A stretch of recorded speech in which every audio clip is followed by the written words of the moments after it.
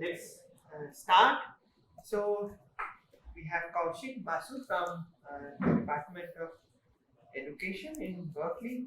I'm trying to read your formal introduction. Maybe all of you have read, so we'll keep it very informal. So I already mentioned we'll have a 1 hour slot for the talk, but it's an open-ended talk, which means there will be demonstration and all this thing after that, and he will show us hands-on how you make things. And as you can see, he just made some of these things in just last half an hour. So it's more like a demonstration rather than giving a lot of formal knowledge. So yeah, okay. Thank you, Arnab, and thank you all very much for coming here. It's my first visit to IISER Bhopal, and I'm very excited to both be here and to have you as an audience. I wanted, as Arnab mentioned, that I will keep the formal part of my presentation to maybe, depending, it might be something close to an hour, but what I'd like to mention is that please feel free to ask me questions and interrupt as I speak. So please don't keep your questions for the end. This is meant to be an interactive session where I'd love questions from you, and I will try my best to address them as accurately as I can. I'm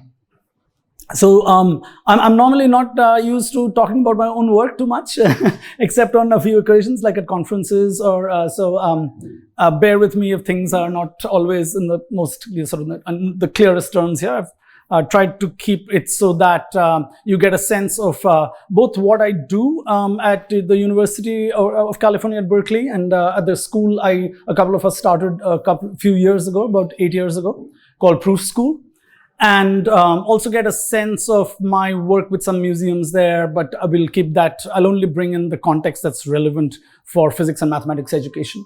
We'll go on and then describe I'll share some examples of work that'll hopefully be something you can take back or maybe modify or think further on.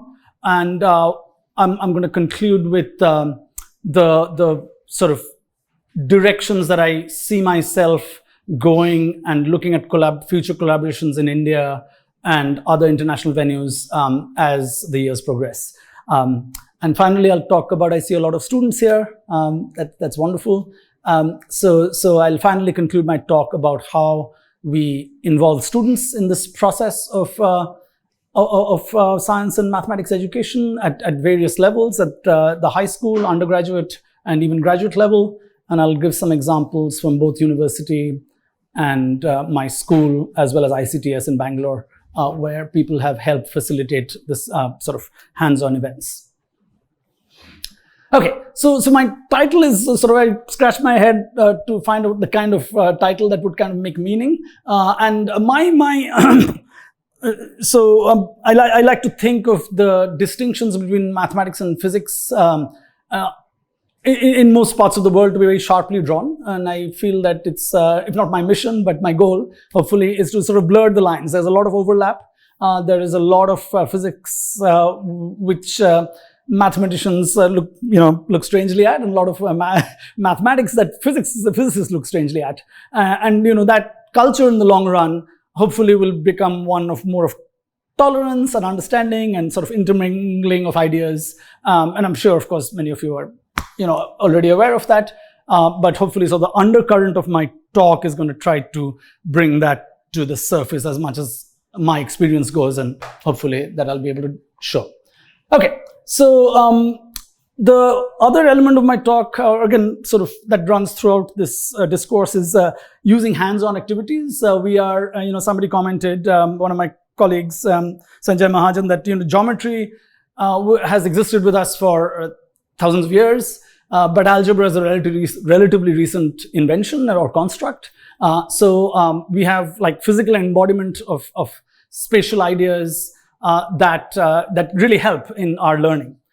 So I really am a firm believer of trying to do things with your hands, and I try to extend that to the extent possible to all my students and colleagues I work with. I try to bring in as much of, like this Arnab said, we're going to try to see what happens with some paper cones. They actually, if you want to go sort of a little deep, we can look at the mathematics of drag and how it can be sort of eked out from dimensional analysis of this problem. As a fluid mechanical problem, it's extremely complex. But if you try to solve the Navier-Stokes equation for this, you're sunk. So how do we approach that using other sort of heuristic methods and other methods that actually are accessible to students at a high school level, or sometimes even earlier, and get a hold of these problems and a sense of the physical world using tactile senses, which involve geometrical thinking and how we sort of can make and create things. Again, this just to give you a background a little bit about myself. I just, as I said, there's always the hard part to say. I have a background in physics and electrical engineering. I went to Kolkata to study physics at Presidency College, and then sort of moved to electrical engineering at the Indian Institute of Science, where I did my master's. And then my motivation for actually getting into science and mathematics education came from various sources. One of them actually began in school, where I had a very bipolar experience of teachers. Some of them were very good. I had a teacher called S.K. Sinha who would look at your mathematical proof or solution, and if it was terribly wrong, he would say, "I will kill you, and then I will put you into detention." Okay, so of course, in the US, if I say this, I'll be fired from my job. But now I can gladly share with you what my experience of my teachers was. But he was a brilliant and wonderful and warm person who really sort of nurtured my mathematical interests. And then there were also terrible physics teachers. I'm not naming names. Some of you might have had the same. This was in Kolkata many years ago. So my physics sort of education began with people in the family who were physicists, and other friends who I wanted to emulate. So-and-so is doing really well. He's studying Resnick and Halliday. I must study it too. So it was partly a peer pressure driven thing. And those are very human and social things that drive students. So I'm just trying to sort of stress the importance that, yes, it's not about getting into IIT or IISER or IISc. It's really about trying to find a group of students who are like-minded and are interested in jumping into sort of intellectual endeavors, and that's a big part. Later on, I don't want to give you a sort of a checkered view of my career. Rahul and I were discussing on the way here that I've done many things in life, but I kind of gravitated towards science and mathematics education from my own interests. I thought of doing research as a career for a while, and I realized it was not for me because I enjoyed teaching a lot more than doing fundamental research. And one of the things that made a big difference was actually visiting science museums. There's one in San Francisco called the Exploratorium, and you'll see a little bit of the work that they do. And it was actually started by, to bring in very present context, the brother of Robert Oppenheimer. His name was Frank Oppenheimer. And he was a communist, and the US, of course, has a witch hunt for communists in the 60s. And he lost all his jobs. He had to work at a cattle ranch. And their family had a lot of money. They had Picasso paintings, and they sold them. And he founded this institute. I just saw Oppenheimer yesterday in Bombay. It's an excellent film, in my opinion. I think all of you should see it. It's also based on a very nicely written book called American Prometheus. But this museum is a science and art museum. So they not only look at physics and mathematics, but they also look at human perception. So it's called, and how we see and sense the world. So there are a lot of visual elements of illusions, things with biological processes that go on in our brain. And it's a wonderful place to not just explore as a child, but as an adult. I call it the infinite well of ideas for my students, because there's so much there. And I'll just give a small sliver of the kind of activity that do, especially related to education. They create something called snacks, which I think will be helpful to anybody who teaches. And they're short classroom demonstrations that not just teachers can do for students, but students can do themselves.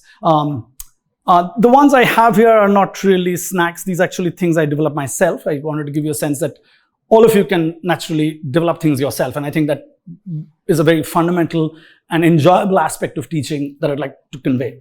But they also run something called the Teacher Institute. And I'll talk a little further about what IISER Bhopal, I know, has a Science and Society Institute, which is involved in outreach for teachers.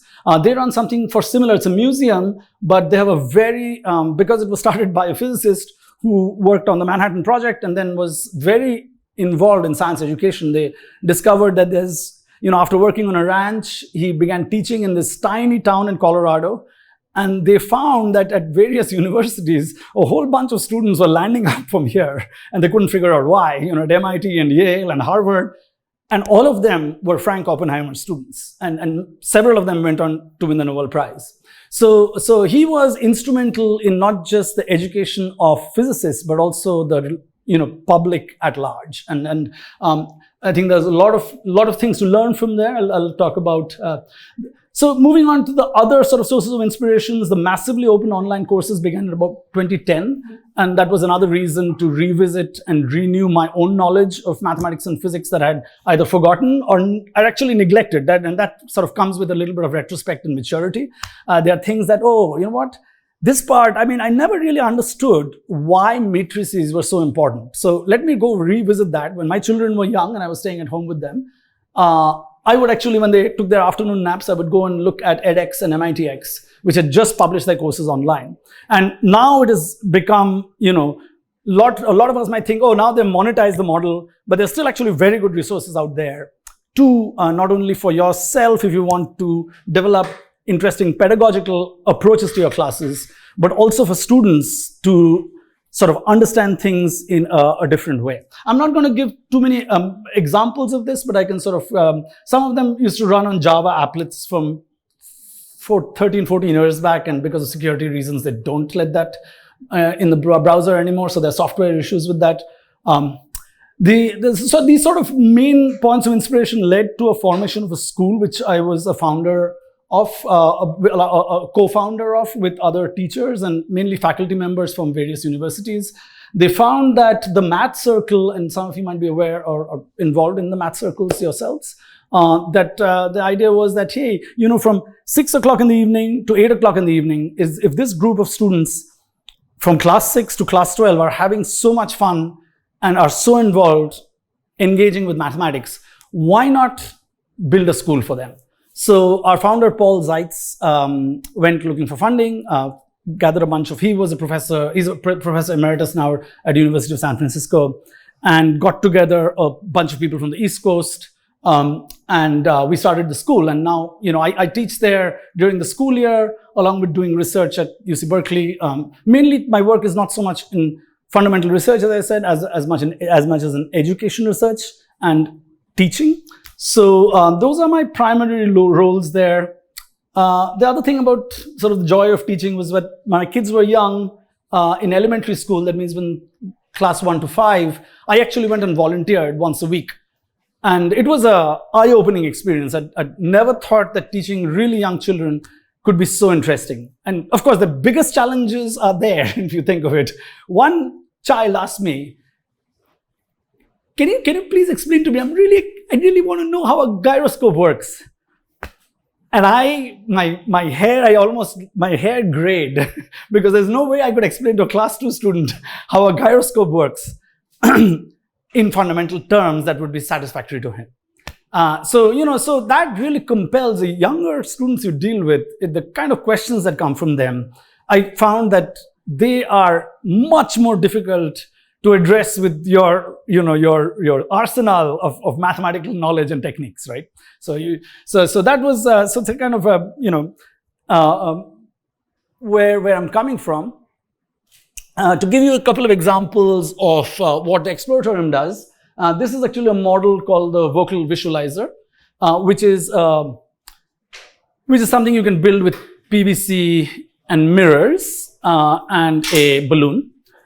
And it actually demonstrates, so the middle school classes I teach. So I teach kind of all levels, right from middle school all the way to undergraduates.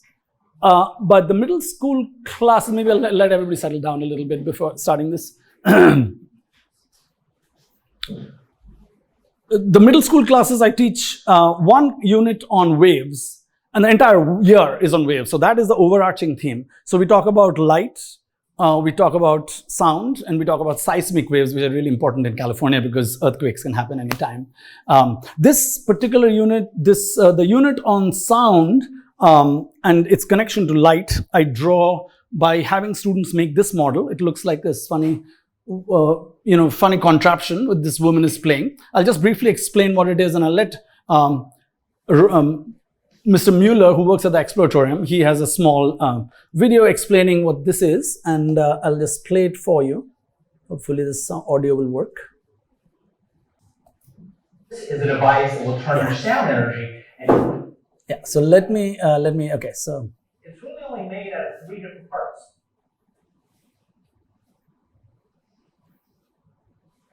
Yeah. Smaller of the Exploratory Teacher Institute, and this is a vocal visualizer.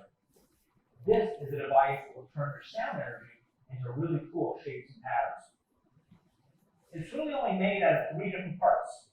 A light source, which is a laser, a skeleton, which holds the whole thing together, and over here is a vibration chamber. And really all this is a membrane, wiggles, and has a mirror on it. In order to use this thing, all you have to do is turn on your laser, make sure it's aimed in the right direction, not in your face or everybody else's face. Make sure it's pointed at some type of screen system, like a floor or a ceiling. And then all you have to do is sing into it, hum into it, talk into it, or scream into it. This thing is made with really easily available and cheap material. And if you stick around, I will show you how to build it and how this thing works. Okay, so that gives you a short taste of what they do, and adapting this is all open access to everyone in the world. And one of my goals is to actually source things in India that are contextually relevant, and I'll come to all those things in more detail. Of course, the students always want to have more fun with whatever you're teaching them. So a good thing is that you can have a lot of fun with these, and I just wanted to show you. One of my favorite things to do with the vocal visualizer, that is to invite a friend over who also has a vocal visualizer and put on a laser light show. Hey, Tammy, come on over. You want to come on a show with me? Yeah. Okay.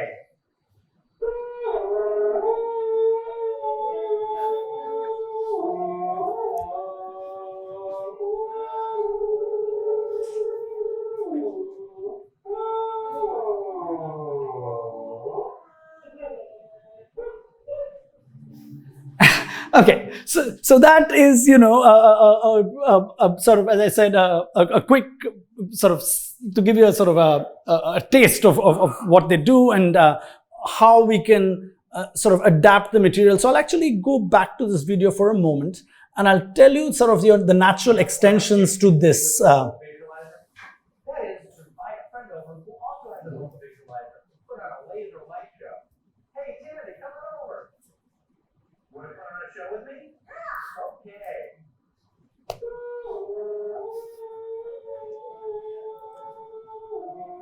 Someone cannot, yeah.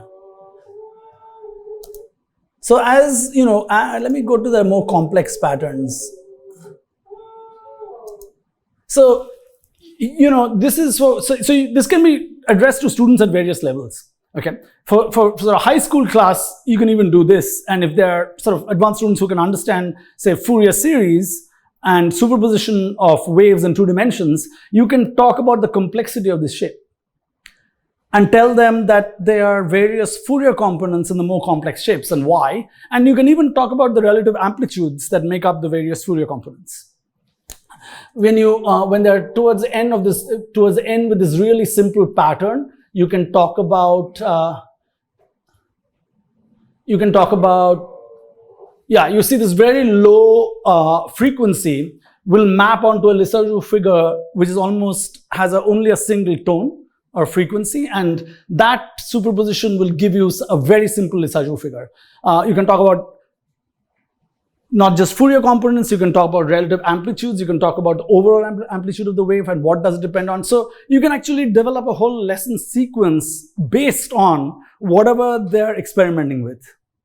Okay, so you let them have fun and then think about the physics a little bit, and then develop, and one of the really interesting things, and this again I'll elaborate on later, is that the questions that students bring up will sometimes stump me entirely. And I think that's what the real fun of teaching is, that without meaning it to sound cliched in any manner, is that it makes the experience of the classroom a lot more richer when some student asks you why this is so, and you have to back up and think that, oh, I don't have that answer off the top of my head, and I cannot give it. I have to think along with her or him. And that's, fundamental change in sort of, at least the education model I grew up with in India. Right? The teacher was the boss, right? So we want to change that perception that, students are intelligent, they're curious, they'll ask things that have never occurred to you. So I just want to sort of pause this and show, just briefly touch upon the fact that why how these relatively simple activities, that even one simpler than this, which can lead to a whole lot of questions in the classroom. And, I'll talk a little bit about curriculum and curriculum development, how you can structure classes. Okay, so coming back to my work at the Graduate School of Education and what we do there at the Academic Talent Development Program, is that my primary job is doing some research in sort of actual what helps students learn. But my primary work there is actually teaching and developing courses in mathematics and physics, sometimes electronics, to address two kinds of modes of learning. One is, in the US, we have, somebody takes a calculus sequence for a whole year, or an algebra trigonometry sequence for a whole year in class 8 or class, the calculus sequence is generally taught in class 10 or 11, or 11 mostly. So one aspect of these classes are only during summer, during the time, say, from June, middle of June or end of June to end of July. And so they run for about 6 weeks, and some of them have accelerated models. So you're trying to look at students who are ready to take their school courses and compress them, a year-long course, into 6 weeks. So it's very intense. It's like a crash course. But the idea is not to stuff everything down their throats. That's not the intention. We want this to be serve two purposes, and I've not written them all out in detail, but we want them to either use the course as a preview to what they'll be doing in school, or we want them that they're advanced enough that they'll do really well in these accelerated courses, and we recommend the school to give them an exemption so they can get to what they're ready for at the right time. Okay, so they're twofold, and there's been a lot of debate in our program as that, these students are only taking it to get a quick preview of the course, and they're not really interested in it. But that's actually turned out to be untrue. I think sometimes a preview course, even if they can't handle the pace of the class and they don't do well, that's fine. That's perfectly fine. I mean, when we evaluate students, we write a written narrative. If they didn't get a good grade, it's okay.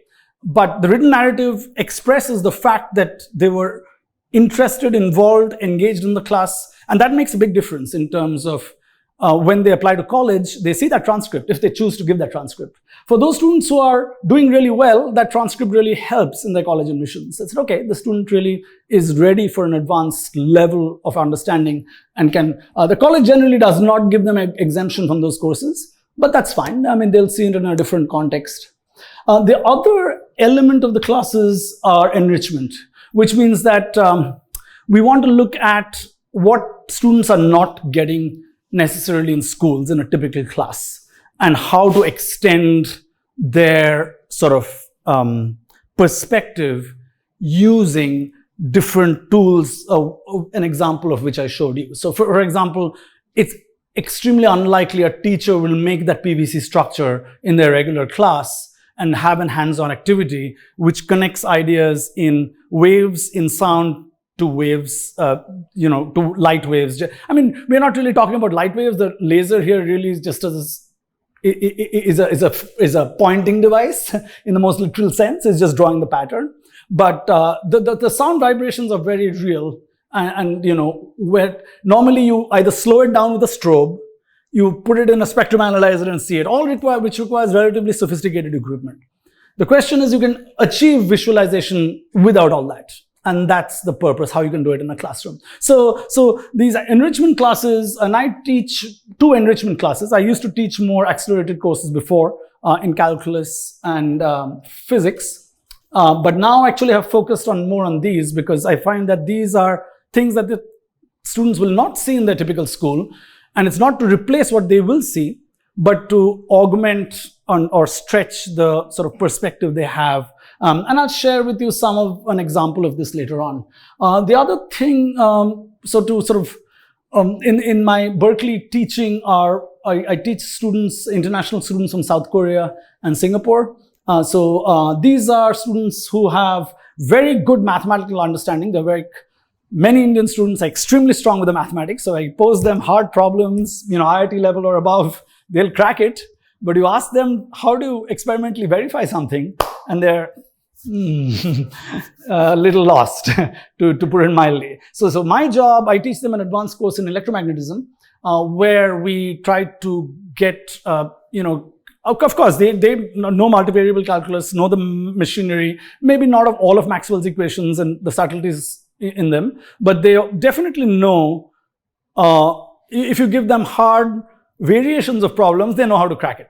So that's not the purpose of the class. The purpose of the class is connecting those ideas in the experimental context and having them develop the ability to design an experiment to understand or address a specific phenomena. Okay. So again, because I can bring out those sort of pictures and show you what I do in terms of electrostatic experiments or sometimes with electromagnetism. But we'll have time later, and I can specifically, if you have questions about how these programs go, I can talk to you about it.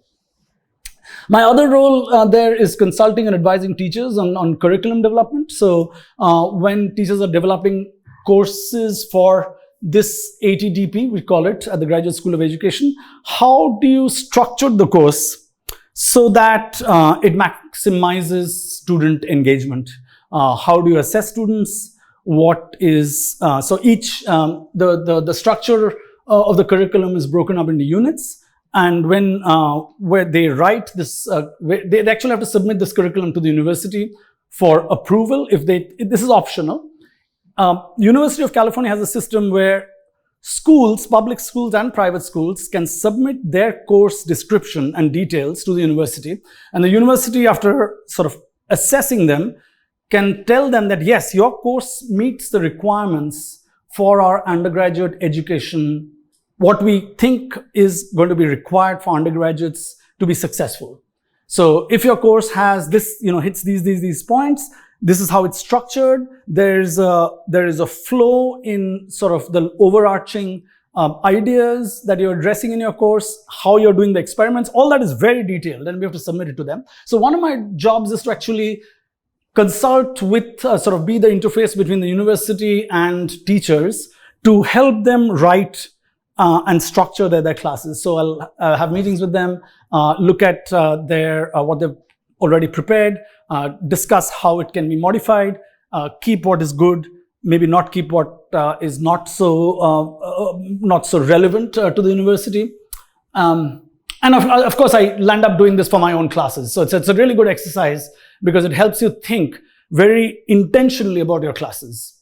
You initially think, oh no, another bureaucratic headache. But it's actually not so. I found that it really helps. And in terms of, depending on funding your institute has, it's a paid activity. So it's good to pay teachers for the time that they're putting into that. So there's a budget. I'll go into a little bit about the budgetary constraints that we have at the university regarding that. But we give the teachers a stipend. So it's worth their time to spend on that, thinking through that. Okay, this is a new thing that I'm doing. I've never done it before. I've never been into competitions. A little bit maybe with the physics Olympiad. I train some students for the physics Olympiad, but I'll be writing physics and mathematics problems, and that's a new challenge for me. I just wanted to tell you that there's always new ground to discover or be uncomfortable with after a lot of hesitation, because I don't think competitions is the right way to sometimes approach certain subjects. So it can be too intimidating for some students, but I'll be thinking about writing, and I'll be actually writing some problems both in mathematics and in physics for global programs, which is for mainly students in South Korea. Okay, so to give you an example of this year's class, we posed a problem, and I said, because we have enough time, I'll go into a little bit of detail. Some chalk. Great. Yeah. So one of the problems in this class was based on a book written by someone's work I really admire. It's a gentleman who was at MIT. His name is Sanjay Mahajan. And he's written a book called Newton's Law, A Student's Guide to Newton's Laws of Motion. And I thought it was a wonderful approach because he starts teaching from the third law, because that is the most easily misunderstood. And then he works backwards. So he uses the first law as a requirement for defining an inertial frame in which the second law is valid. And I thought, that's a very, very unique approach. Traditional approach, you go through them, boom, boom, boom. But pedagogically, third law is the most conceptually confusing. So one of the activities are actually problems in this class. And you can see students playing tug of war in the physics building at Berkeley. I got a tug of war rope that I use in my school for students to have fun with. The physics question posed to them was, I divided the class literally down the middle. Like if I divide your group right down the center, you're the strong group and you're not the strong group. You're the physics group and you're the math group. And I asked them, if I give you a rope and you started playing this game of tug of war, what would your winning strategy be if you're equally strong and the ground, of course, the question is that first is strength. Muscle, I'm the big guy, I'm at the back. So it turns out that it's not the case because of the third law. That itself is a very subtle question for students to address and understand. But then once they come to that, it actually doesn't depend how strong I am. So it does depend on only really one thing, which is the friction on the ground. And we give them a ground that is plane, and they begin thinking in terms of composite systems. So firstly, the fact that your body is a composite system, and then you can look at the entire or one half of the tug of war team, let's look at your half, as a composite system and draw the free body diagrams for that. The big question to them that was posed was that, okay, if you have equally strong teams or the ground is the same, and you're pulling with the same, doesn't matter, the force has to be the same on both sides because of Newton's third law. So the force you're pulling, the A is pulling B, your team is pulling this, has to be this. So that itself takes, for some time. But then, how do you win? Is there a strategy to win? And then they discuss this. So it's not to do with strength and only to do with friction. Because if you look at the composite system of the tug of war team, say A and B, the hands should be on the rope. The mind should be on the rope, right? And they're pulling. If this is the composite system, the only external force in the horizontal direction is friction. Nothing else decides. They're winning or losing, right? So how do you, for equally balanced teams, what is the strategy? And then, I show them a video, or they look up a video of two teams doing tug of war. And then they'll typically sometimes see one team hunkering down, or pull down on the rope, and another team maybe not pulling up, but pulling straight, while another team, the bed more friction, there'll be more friction. The normal intuition is, if I hug the ground. So let me hug the ground and I'll win, right? And then they start drawing the free body diagrams. And that's when the real fun begins. So this activity, and of course, I'm sure you all want to think about what will happen, which team wins. If this is team A and this is team B, and if A is hunkering down, and you want to think of the composite bodies here, what kind of force the rope is applying on them, and what the frictional force must be as a result, you can decide whether team A or B wins, okay? So that's, so they actually go out to the corridor, experiment and try this out. The corridor floor is flat and kind of slippery, so some of them fall. It's a very, very fun, and this is something, again, I'll talk about inspirations for ideas later. This came out of a problem mentioned in Sanjay Mahajan's book. Literally, one of the students suggested, oh, Mr. Basu, you're giving this problem. Can you actually get a rope and try it out? So I do some rock climbing. And I said, yeah, I'll get my rock climbing rope. And then I realized my rock climbing rope actually has a lot of stretch. And if they're pulling hard, it's not, I don't want to subject my rock climbing rope to that, because if I fall on it, I need to save my life. So there's a vested interest here. Okay. So this was, so you want to relate the relevance of physics and physical problems and drawing free body diagrams to things that students enjoy, get a kick out of, is thrilling to them.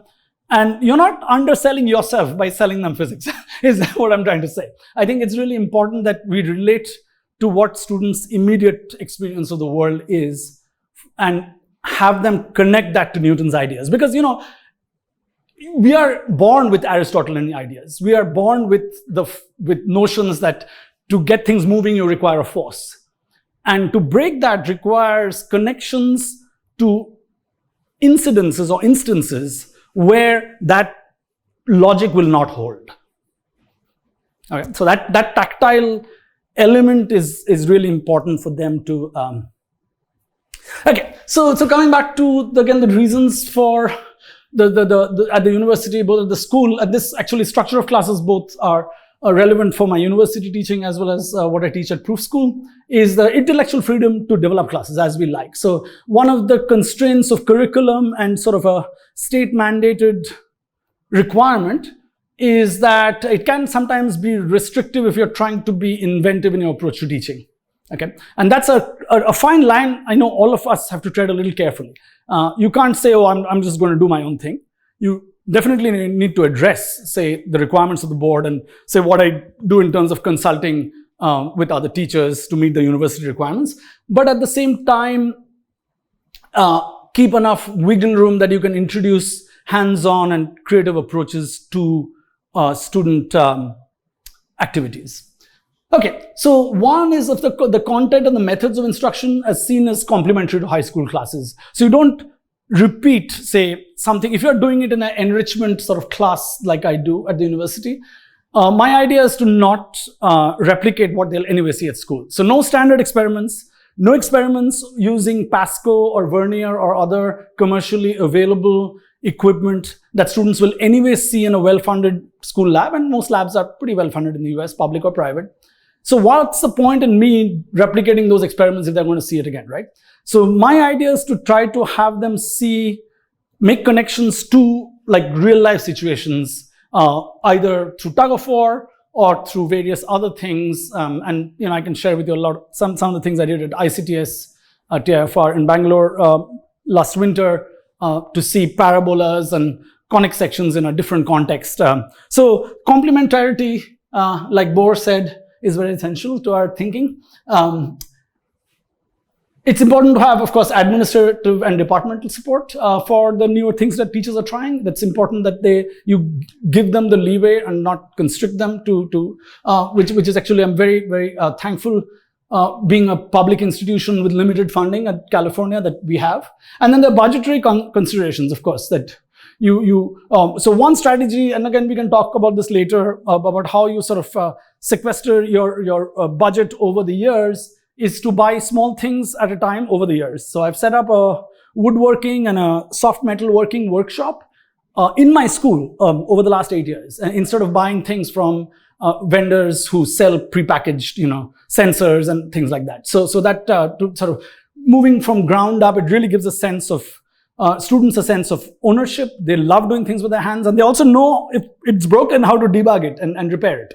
And I think that culture is slowly going away in our sort of in larger humankind. Something breaks on your tablet or cell phone, you just throw it away and buy another one, right? Because they're making all the electronics really modular. I can share with you some things I used to do in my free time. I just buy some tablets that are called bricked. Right? And all that has happened is the tactile switch on the power button has gone, and you take some super glue and you put it back on, so a $300 tablet can be restored, an Android tablet, just with replacing like gluing back a switch. But anyway, those are maybe my personal views. Yeah, so we don't directly receive state funding. Our program has been running for 40 years now, with pretty much what is tuition, and the tuition is kept reasonable because it's a public institution. It's important that we increase access to students by keeping our budget within limited range. There are other private universities which charge a lot, like Johns Hopkins, but they have a different model of funding.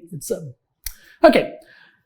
How do we engage students in these classes? And I'll give you a couple of very nice physics education research is actually a very, very well funded and a well discussed area in the US. So there's actually departments which offer PhDs in physics education research, like Maryland and Washington and Ohio State. And they have generated an enormous amount of material which is classroom tested and ready for teachers to use. Eric Mazur at Harvard uses something called peer learning. The Ohio State University publishes its own version of, I'm sure you might have used what's called classroom response system or clicker questions. I'll give you an example of it. And then there's a whole set of books published by, I think, the American Associations of Physics Teachers or the American Institute of Physics, I don't remember, called Teaching Inspired by Physics Education Research. It's a big acronym, but they're called TIPPERS. and they are wonderful collections because they really help students think inside out about problems. They actually will reverse engineer problems.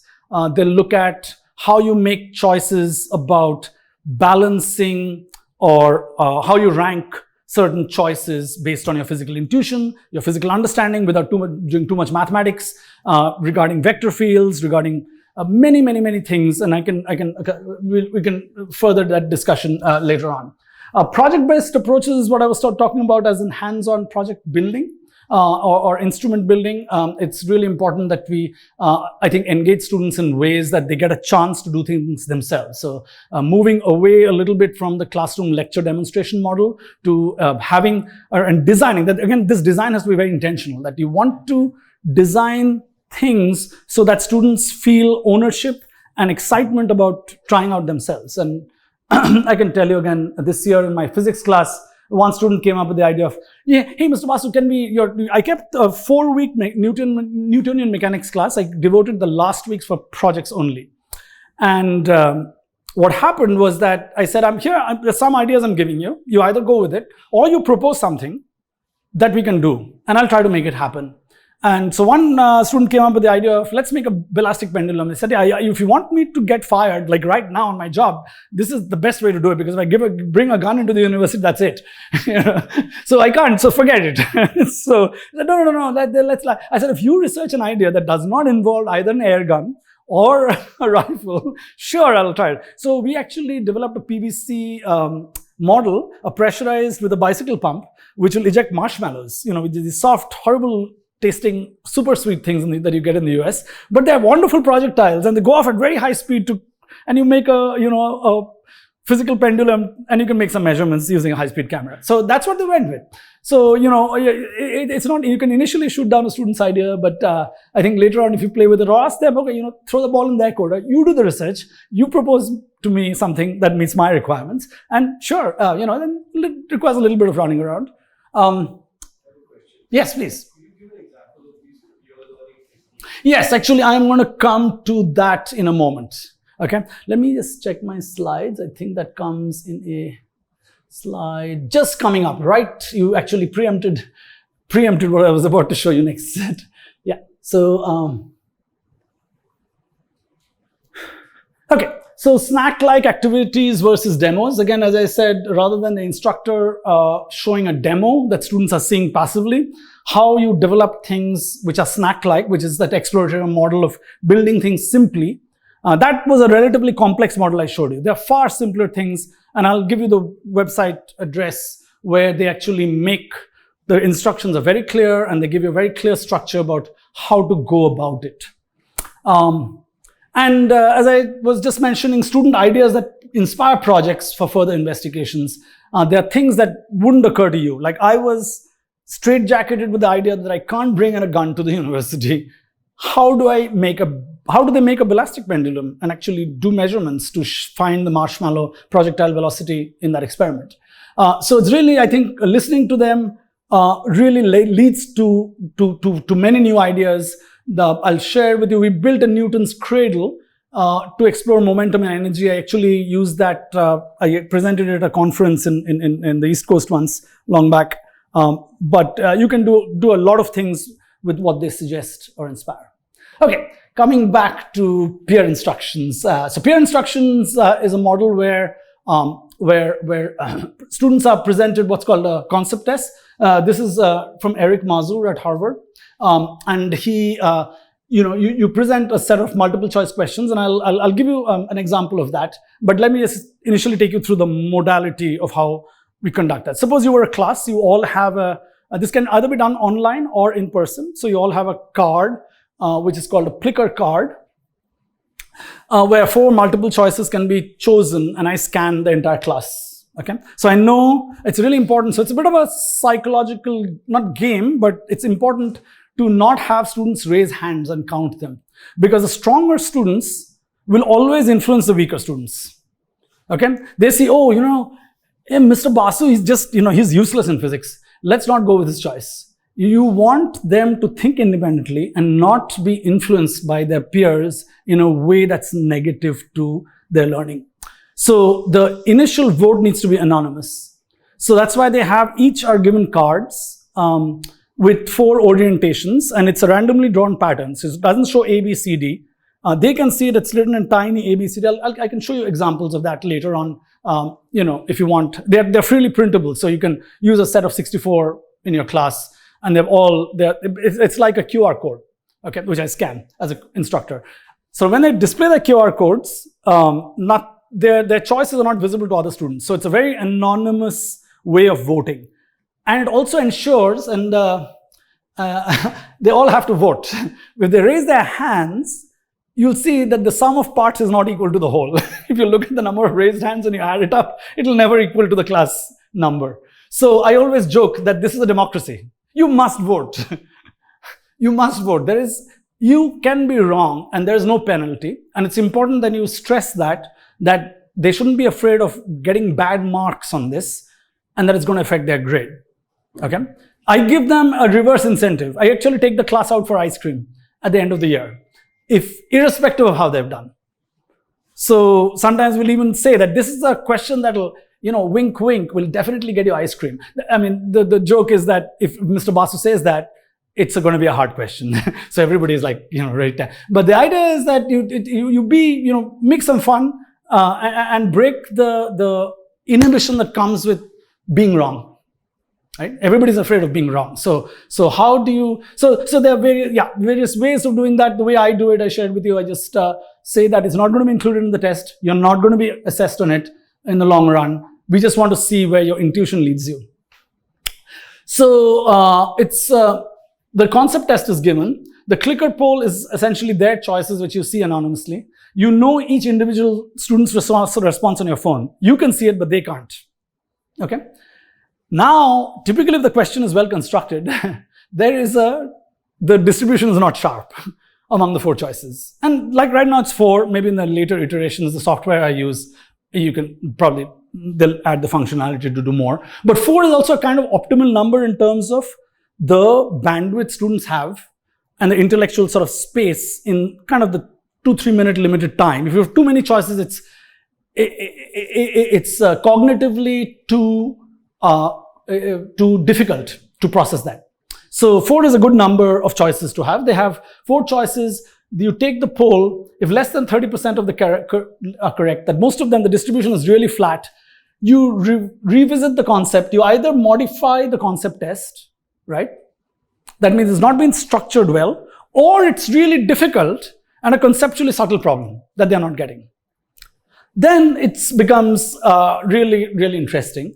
When kind of a median value is correct, you don't show them the answer. So the joke I play is that they say the choices are, I'll say A, B, C, D has a distribution in my phone. So the very obvious answer will be 0, and a not so obvious answer will have 2, and then this will have 6 and 5. So the distribution is like that. Right? Or maybe let me put it the other way. Say 5. So this is the distribution. I'll tell them, guys, I'm going to tell you the distribution, but I'm not going to tell you in the order of A, B, C, D. Okay? So that really is it's a 2-level authentication of reducing bias. Right? So they don't tend to clump to think that when I say 0, 2, 5, 6, they don't all tend to think that D is the correct answer. Because I've told them I've randomized it. Essentially I've randomized ABCD because I proposed to you those in a linear way. So these are sort of, techniques to sort of reduce bias in the students. Once they have seen that there's a distribution, you have them talk to it. So the initial question is given to them. They think in silence. So it's a Zen Buddhist meditation class. Nobody speaks. If everybody speaks and tries to whisper to their friend, you cut it down. You said no. This is something you need to discuss.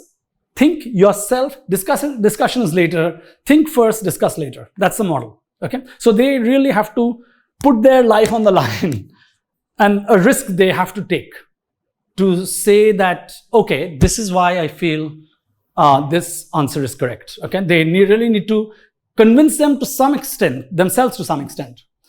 Then you let loose, open the floodgates. So now time to discuss. So I'll have 4 of you discuss with each other first, then talk to that group there, sitting there. So run across the class, be loud. Shout, try to argue, try to convince the other person you are right and they are wrong. And this, comes out generally, nobody's unpleasant. Some students will try to really be dominant. Sometimes strong students will really try to be dominant. You tell them, hey, temper. You might be right. I'm not saying whether you're right or wrong, but you have to take a respectful tone when you're talking to somebody who is obviously wrong. So there's a lot of social dynamics you have to be careful about when you open it up like that. Okay. But overall, there's no way the students are going to sit and sleep in the class as you do this. There is generally 100% engagement. Okay. So that's, and then after that, you repost the same question. And you find either there's consensus, majority of them agree. So once the distribution moves from kind of like this to like that, that's what you want. You can say, and then I invite one student to come up and offer an explanation. So that's also modeling behavior and modeling methods to show students, to give them a sense of confidence in their thinking, as well as develop their ability to share their ideas and put it cohesively to the rest of the class. Okay. Hopefully that gives you a sense of the total sort of arc of how this process is done. Great. So here's a question I promised. So think about this. I'll literally have you as my students. It's an introductory mechanics class. And maybe don't look at this because this might give it away. And just think of this problem.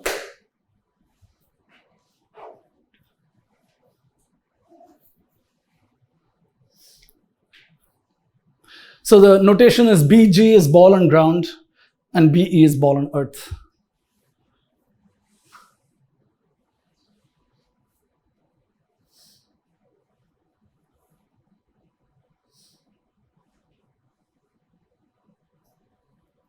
And just like my students, I'll give you 2 minutes to think about it, and I'll take a vote.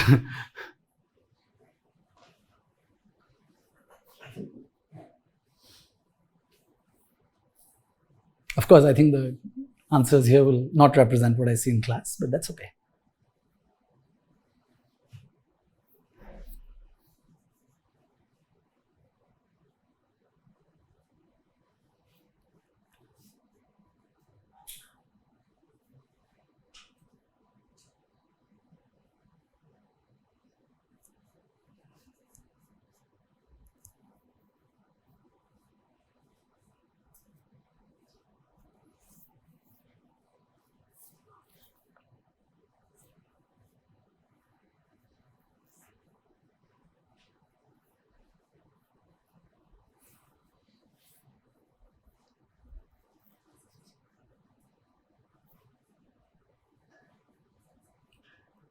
Okay, I'll take some votes.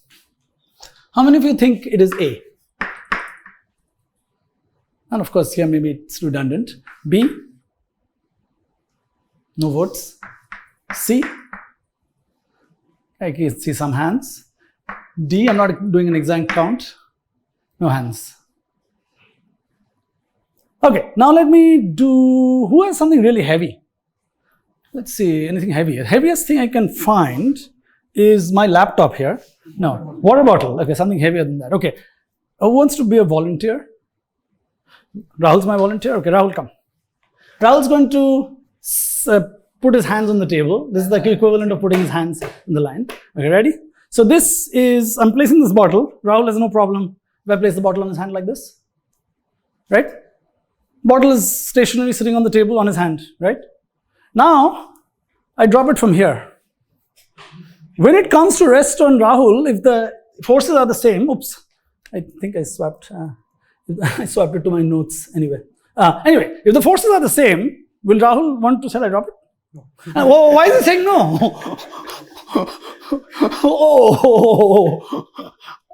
Oh, so I do this with a 1 kilo steel sphere. And that no is like, before I even drop it. Okay, so now maybe later on you can think, I'm not giving you the answer as to why Rahul is saying no. Okay, of course, so this was actually not an original activity. It was developed by this colleague and friend of mine, Sanjay Mahajan, and I went to a conference where he was giving this, and I volunteered like Rahul during that conference. And if you look up YouTube on UC Davis, you'll find it somewhere, but that's not the important thing. Okay, now I should not display the email to the world, my email to the world. Okay, so that's an example. This is a relatively sophisticated question for my students, and actually from Sanjay's studies at I think he was at Cambridge and Princeton, not graduate students, entering undergraduate students, a very large percentage do not actually get this correct. And it turns out this is the same here. But that's not a surprise, is that I want students to, and everybody to be comfortable with the fact that getting it wrong is perfectly fine. Yes? I have a suggestion. Yes? We may have a time constraint, so maybe the demonstrations you can do something. Oh, do something, yeah. Okay, sure. Let me maybe, so let me look at adapting workshops and what we can do in the Indian context. Let me skip over all that and let me look at certain other, these are ICTS activities, and so let's look at other demonstrations here. There are two things that I had gotten ready for you. One was this, okay, here is the question is I need relatively still air. So these are paper cones I made at Arnav's office just before I came. 2 paper cones of different sizes. Okay. When they fall, because they have relatively large surface area and low weight, they reach terminal velocity pretty quickly. Okay. So now, of course, I'm not going to do this on this table. I normally stand up on the table, so I got a good 2 meters plus height, and I drop them together, and I ask students to predict. And this is a unit on, of course, you can actually introduce it very early in the mechanics class. Normally, experimentally, the motivation is that, you need how do you get something to move at constant velocity? The horizontal force must be 0. How do you get 0 horizontal net force? You got to buy a fancy air track from a manufacturer. Oh gosh, that's very expensive, a couple of $100. But if you are not bothered about the horizontal direction, but the vertical direction, terminal velocity is an excellent way to show constant velocity. Of course, the net force is 0 because the drag balances gravity when it's falling at terminal velocity. So that's another good I should say, a method to sort of poke students to think about situations where things fall under the influence of gravity, but at constant speed. Okay, so make a prediction. If I drop these at the same height, which of the cones will reach earlier? Or if you think of velocity or the speed, will they land? If they land together, they are at the same speed.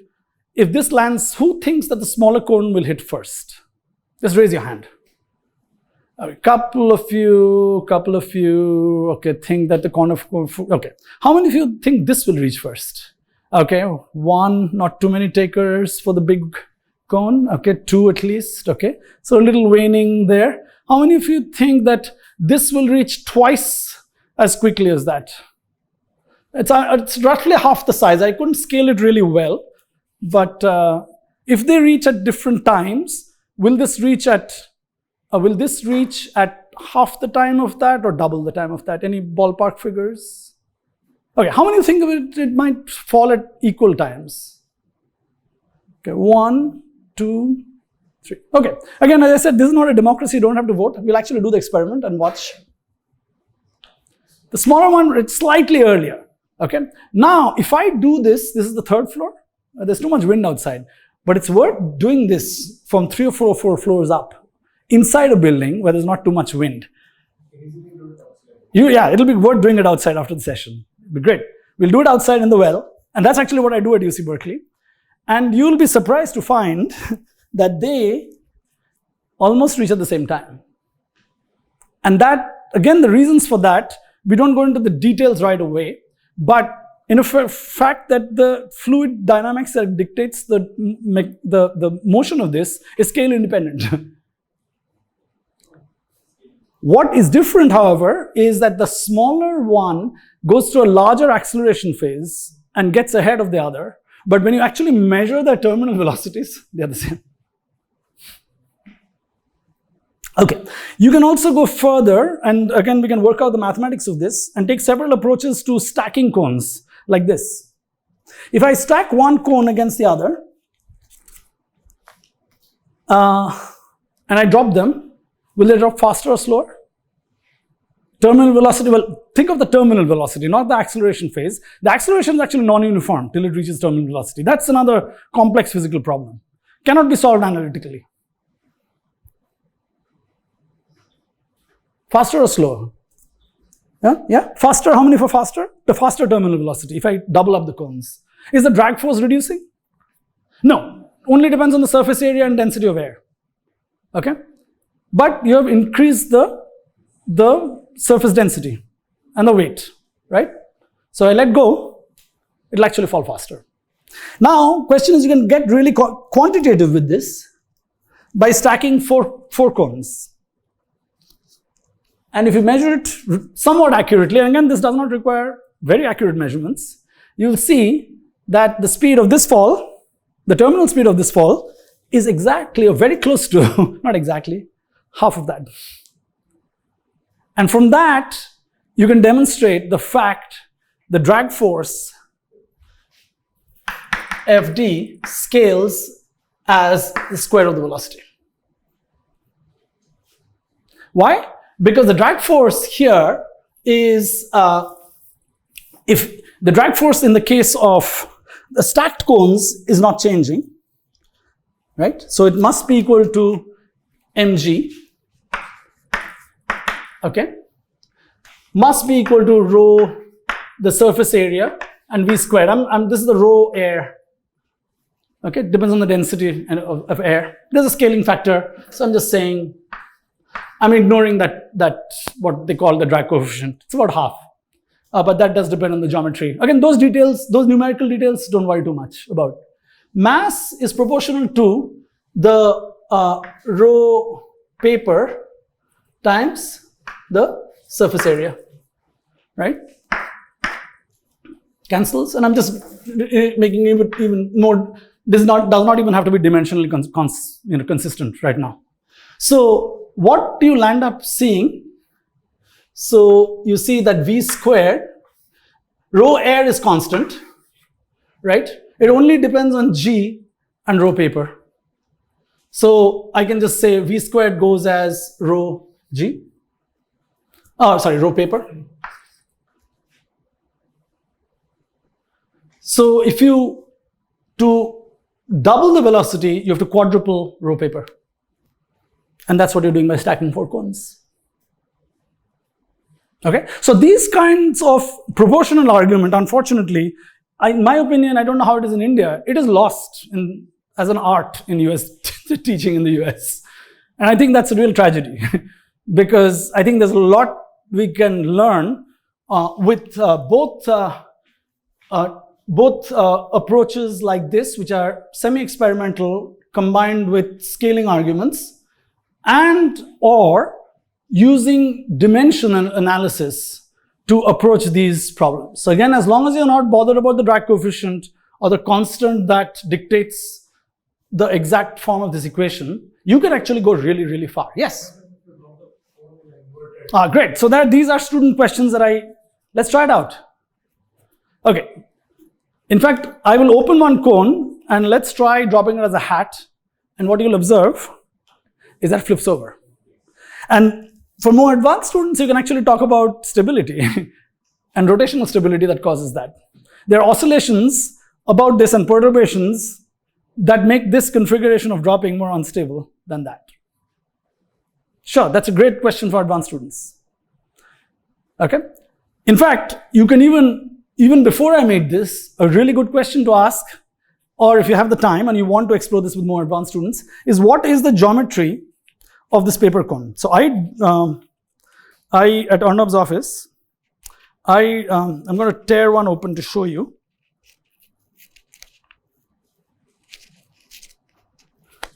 That's the geometry.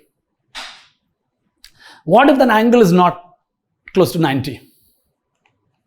What if the angle was really small? What if I made a cone like this? Okay, what if I made a cone like that and dropped it? Is this configuration stable if I drop it? Okay, weight is the same. What about the surface area? Different. So the drag force is lower. So what do you expect the terminal velocity to be? Greater. Great. So that's another way you can quickly modify the frontal cross-sectional surface area to demonstrate that drag definitely has some dependence on surface area, right? You can even actually go much further and to show that it's linear with the surface area. Just again from a scaling argument. Okay. If you open it too wide and I added some paper here and you drop the cone, what would happen? It would of course go slower, but something related to your question, remind me of your name. I don't know anybody's name. So Aditya? Yeah, Aditya observed that, yeah, well, instead of flipping it over, if I make it too wide, what's going to happen to the stability? It will be less stable or more stable? Yeah, so we should actually try that experiment out. I won't give it away for you. If you actually widen it and make it flat, what happens to a flat piece of paper when you drop it, stability-wise? Bonkers, right? So if you now think of a limiting argument, here's again questions you can ask students about limiting behavior of phenomena and using that as your guide for addressing or answering these questions, right? What do you look at extreme cases? Extreme cases that this is a line. Oh, no drag, wonderful, it's just going to fall at G. The other extreme is a flat paper. It's going to be totally unstable. In the closure regimes, how will it behave? Oh, great. So marble, if you put a marble inside it, let's try. I don't have a marble, but I might have a small piece of chalk. Small piece, this is your marble. You know, in physics we joke, consider a spherical cow. Right? There's a book by that name, actually. So consider a spherical chalk. There we are. What are you doing here? Are you increasing the surface area? No. Increasing the weight. So what do you expect? Terminal velocity to be? Much higher. Watch. So again, if you want to analyze this in detail, the acceleration phase versus this will undergo a much longer acceleration phase. Again, highly nonlinear, and good luck in trying to analyze that. If you try to get a closed form equations, you won't. You can only get it, for, yeah. What if you drop that paper? Oh yeah, in that orientation. Let's see. This is kind of flat. We should actually cut some more and do it. So we do this, and this is actually another segue to another wonderful question. If there's perturbations here, but watch what happens when I do this. Oh, so the sellotape on it kind of interfered. But if I can drop it really vertically, till a certain point, it'll drop at G, almost at G.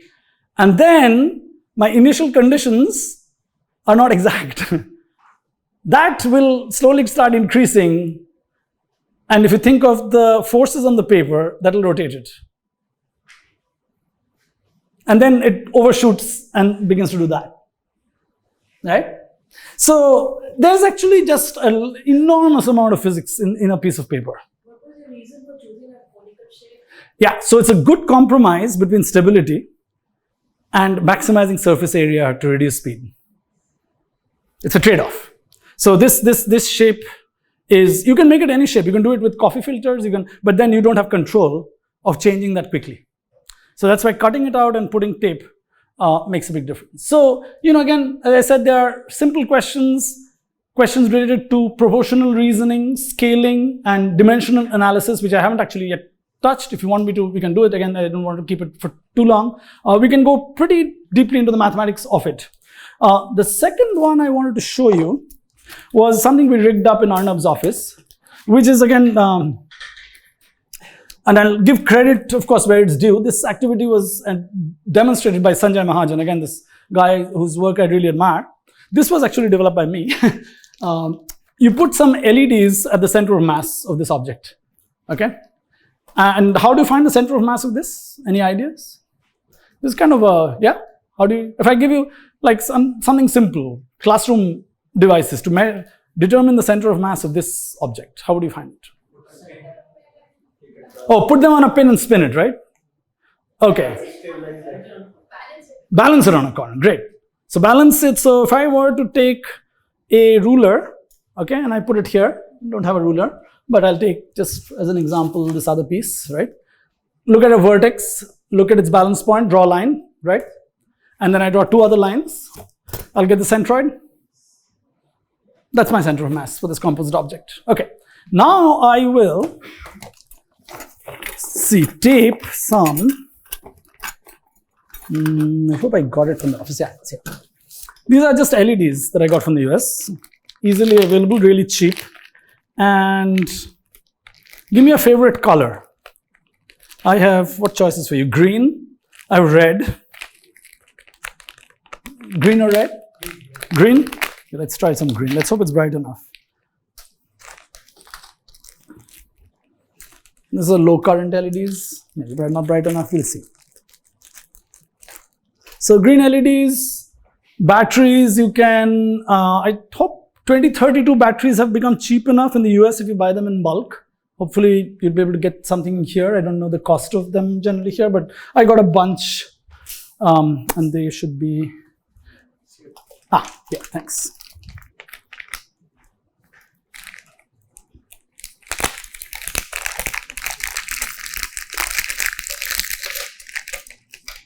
So if you take care of the polarity, some of these guys might be dead. Let's try to see an red LED. So I've been transporting these batteries and some of them might have shorted.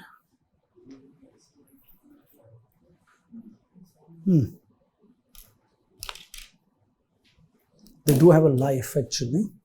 Otherwise what we'll do is, just take something. You want to test some for me?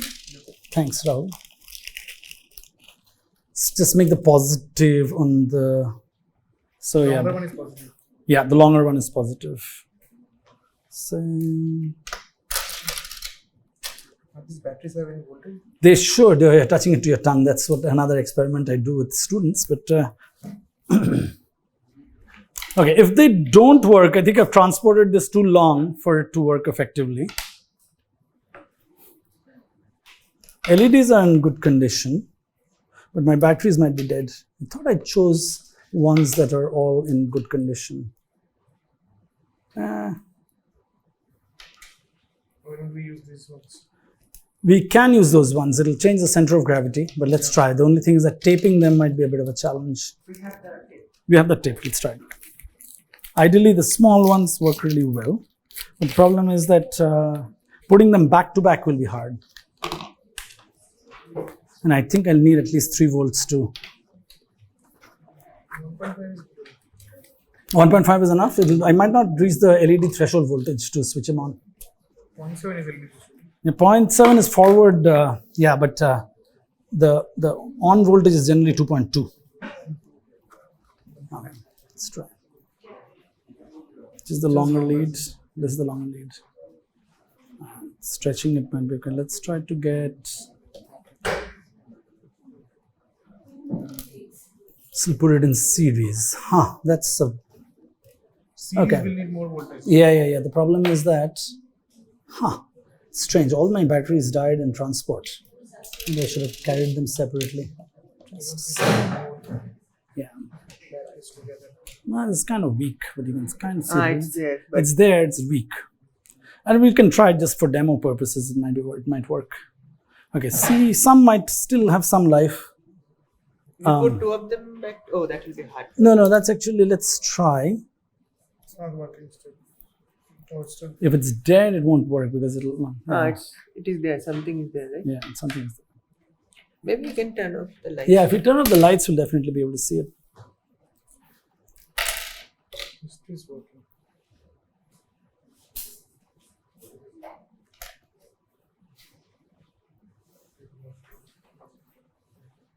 Huh? Oh, it's very faint. It's very faint, right? Yeah, it'll be very faint. That's one problem. Yeah. Let's look at the slightly low current LEDs. Those the green ones, they might be a little brighter. They won't fit the size. No, It's opposite. it's red. It's okay. It's kind of somewhat visible. Yeah, these are low current red LEDs. Okay, so let's tape this.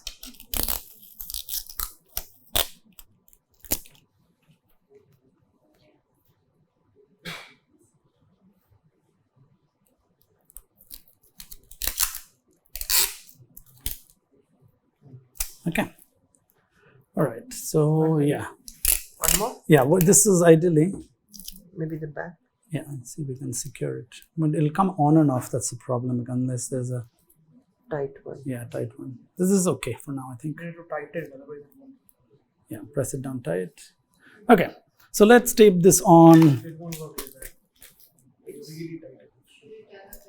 Yes, we'll turn up the lights in a moment. I'm going to approximate the center of mass by just balancing it on my finger. No. Okay, so Arnab, Yes. let's try to place it, the light right about there. Wait, let me just see 1 minute. So More Tape it. accurately, yeah, just tape the light so it's centered toward there. So we can have it. Yeah. So I'm going to just take some piece of tape. And it's best if you have your phones and you know how to do long exposure photography. I actually have that mounted on a tripod like this, and it'll probably come on the video. Yeah, that's good. And you might not like, let's switch off this projector. And you can actually even switch off that light. So all of you can hopefully see the LED. It's more or less placed, if I place my finger here at the center of mass, maybe a little off. Okay? When I swing this and throw this, of course, it's going to undergo a real complex motion. But the center of mass will not. What trajectory will it have? Parabola. And look at this. And if you actually take a slow, a long exposure, and should show up in the video, you'll see that it actually indeed is. That's okay. Some things have to be sacrificed for the sake of physics, right? So whether it be, okay. And then we can extend this activity. Sorry about the not weak LED, but hopefully you got a sense and you saw the trajectory is a very clean parabola. Now you can put different lights at other places and then do the same thing. And you'll see this beautifully complex spiral cycloidal motion about the center of mass. It's not actually cycloidal. And actually, speaking of which, I do a lot of work in my mathematics classes with cycloids, or classical geometry curves, which are very interesting properties. And you can see that as this swings, all of the other LEDs placed off center of mass will undergo perfect circular motion about center of mass. So it's a wonderful, again, for more advanced students who know about Chales's theorem and the fact that you can analyze linear and rotational motion separately. And of course, this mathematics can tell you why, but seeing it like this is I think, a very visceral sort of way to experience why that is particularly so. Okay? Yeah. So I said, I don't want to take too much of your time, and I had a couple of other things in mind. If you would like me to continue, I'd be happy to. Arnab, how are we? Yeah? Okay, sure. Yeah, let's get this light back on, and maybe the projector back on. Yeah, feel free to migrate and sort of my.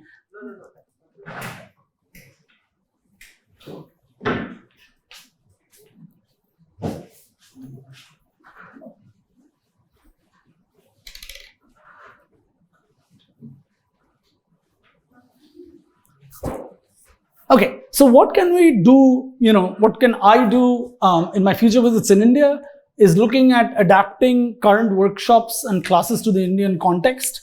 I'm aware that they might be language specific. I'm fluent in Bengali, but only my Hindi leaves a lot to be desired. I can speak it brokenly, but then everybody makes it's very obvious that a Bengali is speaking Hindi, right? If there are no qualms with that, I have no problems. But I should also mention my limitations in being able to adapt these workshops if I run them in other languages.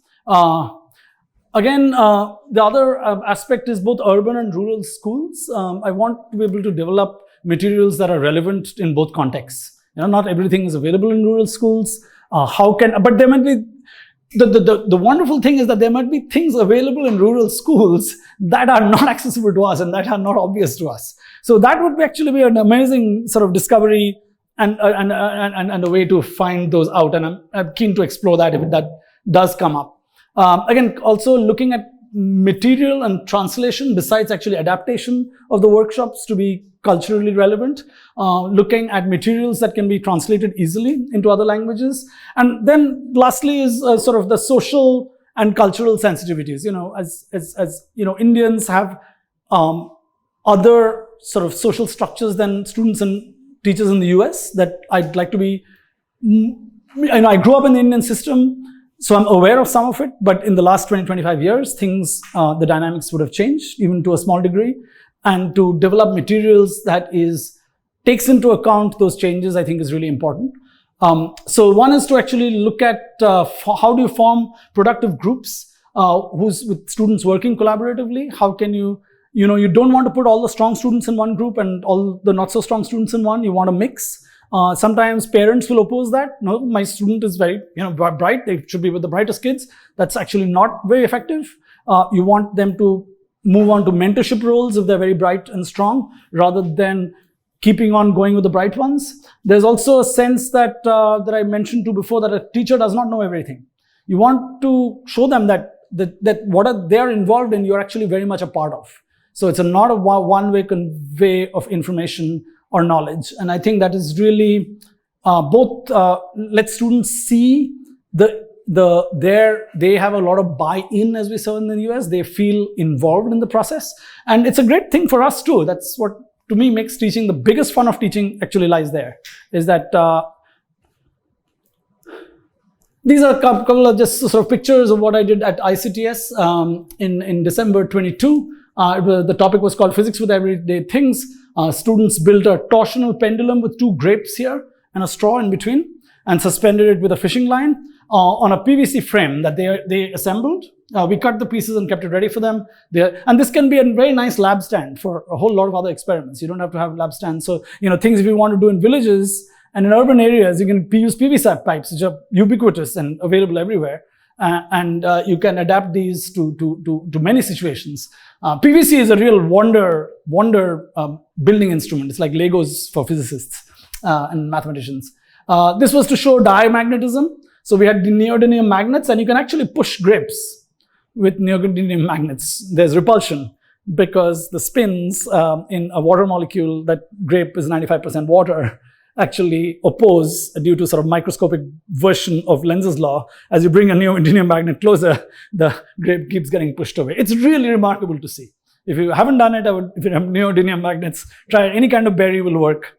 So they all, then we talked about ferromagnetism and paramagnetism. If you bunch up some aluminum foil and put it on this torsional pendulum, you can demonstrate paramagnetism too. And of course, the most common students have seen is ferromagnetism. This is something I did. This is the activity I did this year at ICTS. And again, It's a mathematical, it was part of the math circle, where we had talked about parabolas, creating parabolas through origami folding. So you can actually fold a paper onto a point, an edge of a paper, and create the tangents to a parabola. They made a parabolic mirror, and I can share pictures with you about that. And then the next part of the program was to have, without the students looking, we drew a bicycle track and marked it out with chalk, the front wheel and the back wheel. And the question that was posed to them, having not seen the original track, can you find out from the tracks which way the bicycle went? This is taken from an old Sherlock Holmes story called The Hound of the Baskervilles, where Sherlock Holmes comes and finds a robber had gone through some mud puddle and the tracks are left behind. He doesn't know if the robber went this way or that way. And that's a very, very interesting questions about tangents, and it's related to something called the sweeping tangent theorem that was developed about 20 years ago with a mathematician at Caltech. It's called Mamicon's theorem. It's a very, very powerful visual tool for calculus, actually. So though we didn't go in, I alluded to it briefly, but we didn't go into like detailed calculations. I gave them, some problems to think about later.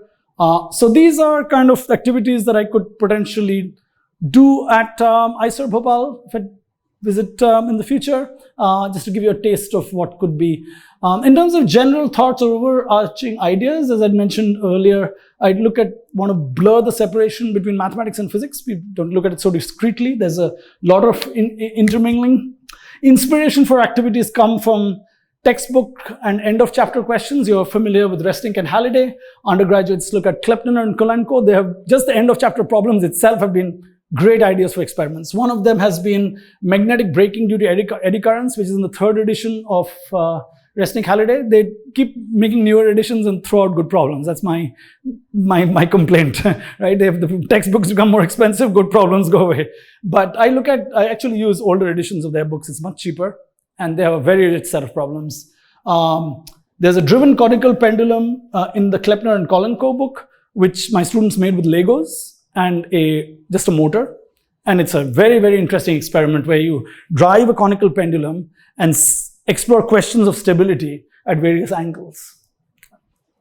Again, so you can again have a simple version of this when they're studying the conical pendulum in an introductory class, or you can look at more advanced sort of a differential equations approach to stability for more advanced students if they're ready for it. Other things we've done is other inspiration of ideas come from observed phenomena. So in my middle school class, we talk about rainbows and refraction of light. Is the rainbow really 41 degrees? So you take the rainbow that you can form with just a squirter bottle, like spray gun, right? Take it out in the sun, take the shadow of your head, spray some water, you clearly see a rainbow. If you've not tried it, it's definitely worth doing with your students.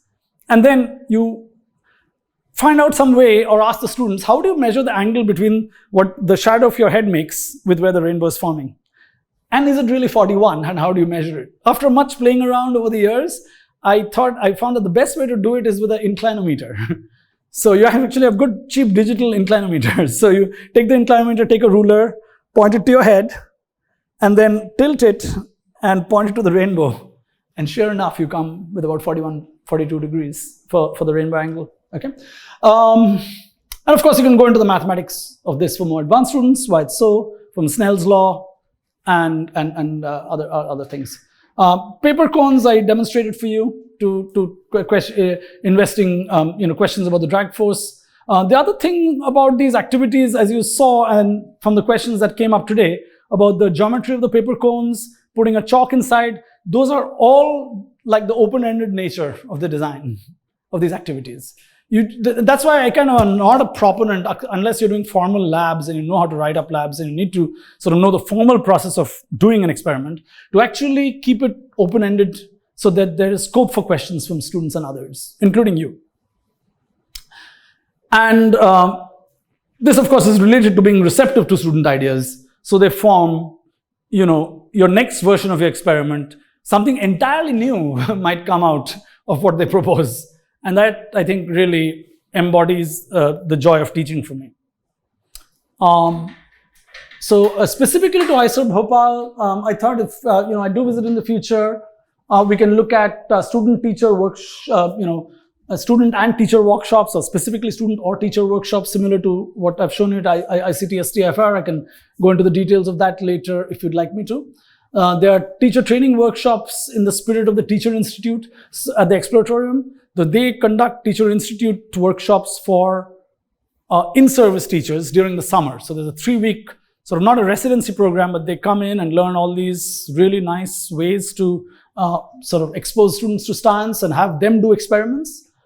There's also collaborating on math circle activities, which I'd be happy to engage in, which I've done this time at ICTS. So my last talk at ICTS was more physics focused. This was more mathematics focused. I'm happy to either run activities jointly with other teachers, or faculty members here. Run something online. I'm not a big fan of online teaching after 2 years of teaching in the pandemic, frankly. So I much rather do it in person. But I have taught Korean students online because of the pandemic, they couldn't come to the US, or I couldn't travel to Korea. So it's not that I'm close to it. And discussing and helping with logistics, which is that how do you run a math circle in India successfully? How do we have instructors coming in on a regular basis?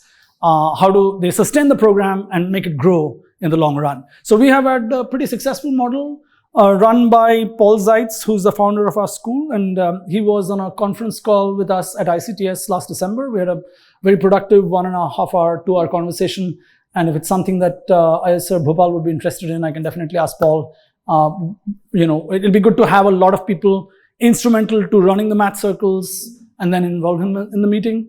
And he might even visit India, depending on the level of interest and how you want to coordinate things. He's open to the idea. Okay, and lastly, a path for students. I know a lot of students, and not too many students are left here, but the importance of undergraduates and graduate students to step in as facilitators to these activities. It makes a very rich experience for them. I can see that some of you hopefully have taken something interesting from here. The learning is both intellectual for them. They'll see problems that they might have not seen before. So it's good for their undergraduate level understanding and seeing things in different perspective. And also social, because they get to see and work with students that they wouldn't otherwise normally do as a graduate student instructor. Okay. So for both, so it's a kind of a win-win situation for students. It's also, if you think of teaching as a future career, which I'd highly encourage you to do, it gives you a very, very nice window into what it looks like and how you can be part of it in the future. So the way we do this at Berkeley and at Proof School is to have teaching interns or teaching assistants at ATDP. I had 2 in my physics class this year and 6 in my electronics class this year. So the teaching assistants do a great job of working with individual student groups because it's very project-based. They're working on wiring up circuits, debugging. I can't address 24 students. It's impossible, especially when it comes to debugging circuits. So they play a very important part. They're all prior students. They do get a stipend if they're undergraduates. It's not a big sum of money, but it's definitely an incentive. If they're high school students and they're returning students, they also get a stipend. So for 4 to 6 weeks, they get in US dollar terms, it's $400, which is not big, but it's good pocket money. There's a program at CalTeach for students who are undergraduates with education as a minor. So they may be majoring in the STEM field with mathematics or engineering or physics. But their minor is in education they're giving the idea of keeping the option open in their career to actually teach. So those students are undergraduates and I mentor them. They're in my class. I advise them. I have them develop a lesson plan. I have them teach a small class towards the end of class so they get some experience being on my side of the podium.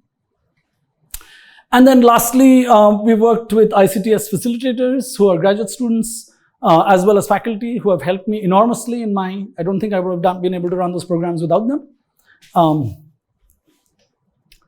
And thank you for being here. That's pretty much what I had to share with you. A lot of time. Thanks, thank you very much. Yes, so as I said, some of you ask questions, you're welcome to stay back. Arnab said that this room is there till 1:30. I know that our crowd has thinned out, but thank you for the reminder. I just didn't know how much time we want to. Going back to this model experiment that you did, Yes. mounting some heavy object or something. Yes. It's really the impulse that one should consider, right? Not really the force. Yeah, in terms of the. In the sense that it's like a change in momentum. Correct. It's really what you should be thinking about. Right? Yes, That's yes. what you want to drive home. Yeah, which particular experiment are you talking about? Water bottle or 1 kg. Oh, that is a, yeah. For that, yeah. Dropping the bottle, of course. It's about the impulse, precisely. Time involved is so such a small amount of time is involved. Correct. Oh, no, that is true. So, but you know what is hard? So the impulse, students can get a notion of the impulse, right? Okay, it might bounce off, but at the moment of lowest contact, at the lowest point, you want to actually think about the force, because the force is the most non-intuitive thing about the lowest point. At the lowest point, so the impulse is a view that you want to take about before and after, like in terms of momentum sort of thinking. It comes to rest. Right. So, basically kill its momentum in a very small amount of time. And so the force that it feels for an instantaneous, very small amount of time is enormous. Correct. Well, it's not, so the force is irrespective of the time interval actually. Even if the time interval was very large, so even if the time interval was large, so you slowly cushion it at the lowest point, so it's the equivalent of this. So when I throw this up, at the highest point, it's instantaneous as at rest, right? Does that mean the force is zero? Force is always there. At the highest point, the acceleration is zero? Or no? No. Force is not zero. So if you look at the reverse situation, that's what's happening for the ball at the lowest point.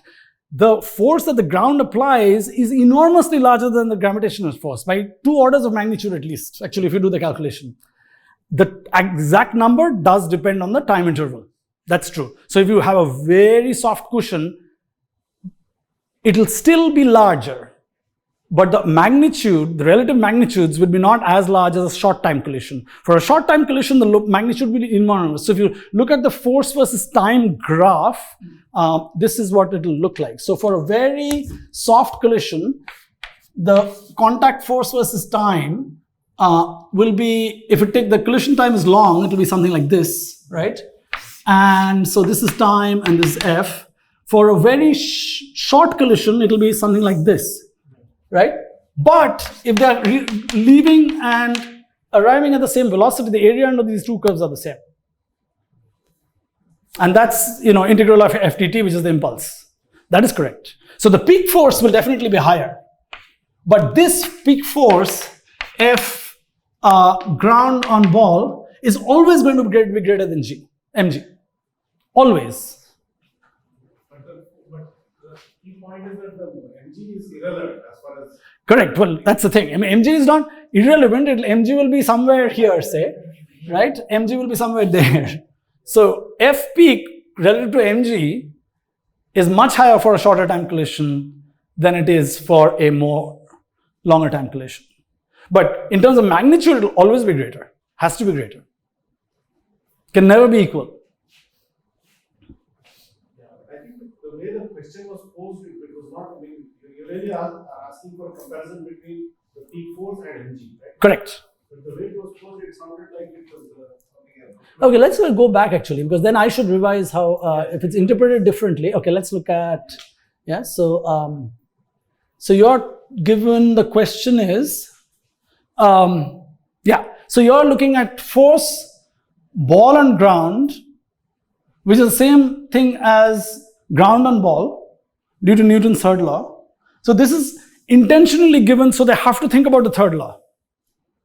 You see, if you look at it from this perspective, this is actually ground on ball that I'm drawing. On the ball by the earth. Okay. Yes, ball earth, correct. I read the question as like the force exerted by the ground on the ball and the ball on the ground. That is same from Newton's third law.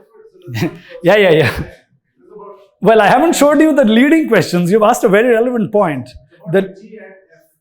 Yeah. Actually, let me share with you. Since you asked this, I'll show you. So there's a sequence of thinking in this. And I'll show you exactly when I create my... let me show you this specific question.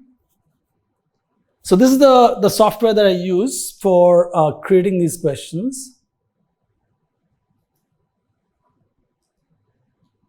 Okay, let me go back. This force versus time distribution is for elastic collision, and your example is perfectly rigid. Yes. Comes to Yes, well, even if it is not elastic, Yeah, it doesn't matter. doesn't matter. Impulse momentum theorem will tell you that, The next peak will be kind of a delta function or yes, in your example. yes, exactly. Yeah. But in a way, if it's inelastic, then the nature of this part of the curve is going to be different. That's the only, but the area under the curve will be the same. Right? Yeah, but that's a very relevant point. And again, that's a very common confusion between momentum conservation and energy conservation, or non-conservation in this case, if it's inelastic, right? So, so I was going to show you the lead-in questions to this. Let me try to hunt out the questions that were not quiz 2, week 2. So the questions that lead to this question, actually exactly what you had mentioned in terms of, so let me play this now and play it for Applied Physics 2023, and you'll see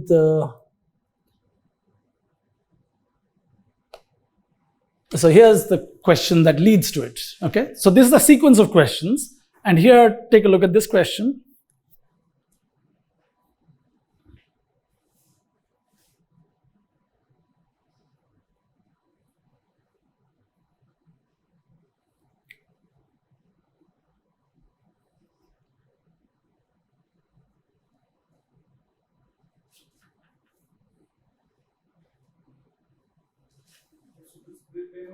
Yes, correct. And that's Newton's third law, right? And then I give them this question. No, it's okay. Okay, so I think these are different. I sequence these differently. Anyway, so now the next question I give them is the ball is somewhere in between, but not reach the lowest point. And I give them the same options. And then I give them the question that I gave you. So, you can say that you're kind of tricking them into first thinking that's Newton's third law, but you have to look carefully. So it is like the ground is getting compressed over. Correct. Yeah. Because there will be deformation on the ball as well as the ground. And this particular class, I really stress that importance, that spring models are everywhere. The fact that what we call the normal force or the contact force is nothing but a spring being compressed. And that is not taught at the high school or even undergraduate level, I think, is that where does the contact force arise from? It's not a fundamental force. Even as a derived force, what we have traditionally learned as derived forces, the origin of those forces are Hookean springs that are acting, very stiff Hookean springs. And, and you can go quite far with that, like, about the relative stiffness between the ball and the ground, and draw conclusions about approximating these graphs as, about how Hookean the surface is. Small deformations versus large, and then we can, remind me of your name. You asked about elasticity and, in sort of non-conservative forces, right, that are converting to heat. You can go very, very deep into those questions, like have students bring them up. Yes? Is your content limited to STEM as of now? Sorry? Is your content only limited to STEM subjects? So not necessarily. So because I teach middle school students also, I related to sort of the way science relates to art, and I also teach an art class at my school. Yes. I just want to say that famous economist FISER once made a hydraulic computer that computed the equilibrium prices. He used different colored waters. Oh, I see. Say he supplied water, it means he's supplying money, and then he's collecting water. So that way he computed the equilibrium price in the market and even the money circulation in the market. I see. That kind of thing is right now absent online. So when I was searching something similar, that is absent. You should write a simulation yourself for it. That's my suggestion. Yeah. If it's not there, create it. I think it'll be great. Because people are not used to seeing. Like the other thing that there's so many things to discuss, but one is electromechanical analogies, right? From the mathematical structure of sort of linear differential equations, you can, why is it that the RC circuit behaves, like it does, or LC circuit behaves like a spring, ideal spring, right? So you can actually draw analogies between mechanical and electrical components. That's again a very rich, students need to have seen both electromagnetism and mechanics for it. But I think there's so much in there, which is just not even barely a scratch has been made. Because you can actually solve problems and look at, spring dashpot problems in mechanics, which are pretty complex to model mathematically. And you look at the electrical equivalent, and there's already probably a circuit out there that you can rig it up very easily for. So they're.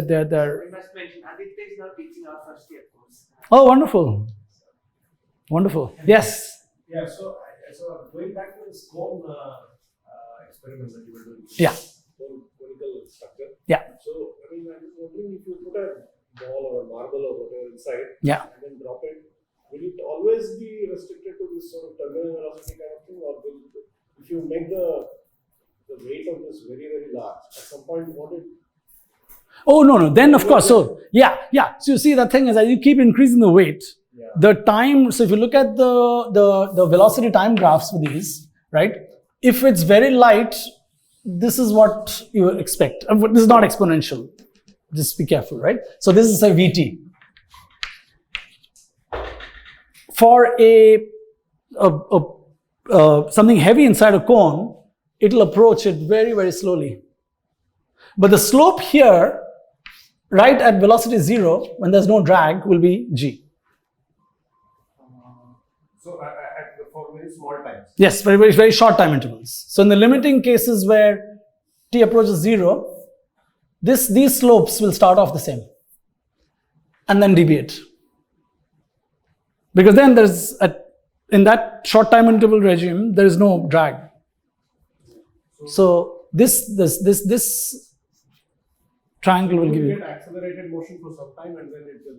Correct. And the heavier it is for a given surface area, the longer will this time be. So suppose we choose a threshold like capacitors, right? That some full sort of 90% so as a heuristic before it reaches terminal velocity. That time, say tau, will keep increasing. So if you want like safe transport of some object from third floor down to ground floor, Right. you can put it in a cone and send it down. Yep, exactly.